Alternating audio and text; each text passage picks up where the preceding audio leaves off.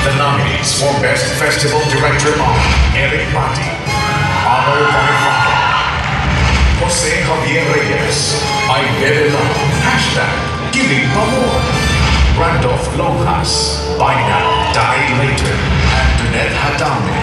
All you need is from eating. Dan Villegas, #Walang Forever. The Metro Manila Film Festival Best Director, I see. Walang Forever, Dan Villegas.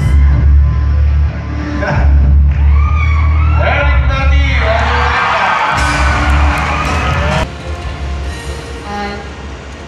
Marami mong nangyari nitong mga nagdaang araw. Pero sa kabila ng lahat, magandang gabi pa rin po sa inyo. Babasahin ko lamang po ang isang mensahe mula kay Direk Eric. Kahit kailan po, hindi ako kumuha ng pelikula para magka-award. At kung may mga reklamo man ako sa MMFF, hindi yan tungkol sa pag-disqualify niyo sa Walter Ray Father from the Best Picture category. Naglabas na ng statement ng producer namin na si Dodon Monteverde. Sangayon ako sa mga sinabi niya doon. Mas malalim kasi dyan ang disappointment ko sa MMFF. Mula sa pagpili niyo ng mga sining isasali hanggang sa pagtuksindi niyo sa masakot na trato ng mga sinehan sa ibang pelikula, lalo na ng maliliit na producers. Para sa isang die-hard movie fan na gaya ko, hindi ko na halos makilala ang film festival na lagi ko hinahangaan ng respeto.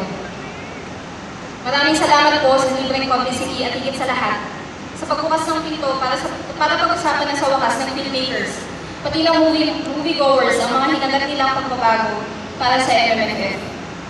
Sa lahat naman ng Pilipinang hindi pa rin nagsasawang manood ng mga gawa namin dito, salamat po sa inyo. You deserve better. Kaya tulungan niyo naman po kami. Demand for better films. Demand for more choices in the cinemas. Kaya pa natin baguhin ito. Hindi ako titigil kung hindi kayo titigil. Hindi na ito tungkol sa Walter Ray Father.